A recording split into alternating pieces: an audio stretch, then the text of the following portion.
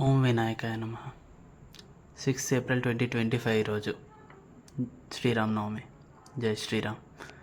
2024లో prelims రాసి clear చేసి mains రాసి 300+ స్కోర్ వచ్చినా సరే ఏ జాబు రాదని ముందే కన్ఫర్మ్ అయ్యి ఇక ప్రిపేర్ అవ్వాలా వద్దా అన్న డైలమాలో ఉండి సరే చూద్దాంలే అని వెయిట్ చేసి ఆ నార్మలైజేషను ఆ ప్రాసెస్ మొత్తం చూసి ఇక మన వల్ల కాదు, యాజ్ ఎ వర్కింగ్ ప్రొఫెషనల్ ఆ రెండు బ్యాలెన్స్ చేయలేనేమో అన్న సెల్ఫ్ డౌట్లోకి వెళ్ళిపోయి సరే కాసేపు చిల్ అవుదాం, కాసేపు చిల్లైంది అసలు సరే దీంట్లోనే ఎక్సెల్ అవుదాం వర్క్ ప్రొఫెషనల్లోనే అని ఫిక్స్ అయ్యి అలా వెళ్తున్న టైంలో నాకెందుకో మళ్ళీ ఇదేగా లాస్ట్ అటెంప్ట్, ఒక అటెంప్ట్ ఇవ్వచ్చుగా, అది ముందే వచ్చింది.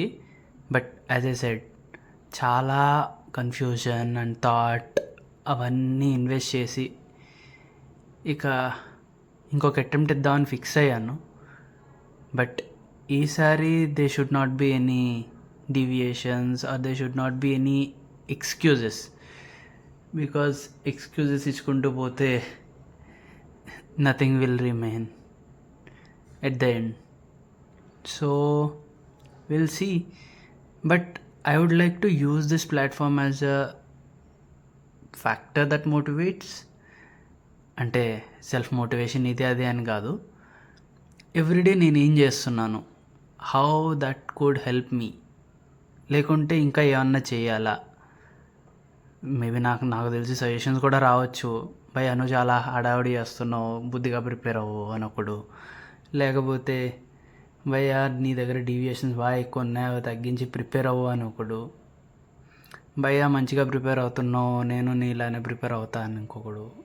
Positives or negatives whatever, but at the end I feel ఇది నన్ను ఒక్క ప్రాపర్ డైరెక్షన్లో తీసుకెళ్తుంది, నా ప్రిపరేషన్ కంటిన్యూ అయ్యేటట్టు చూస్తుంది.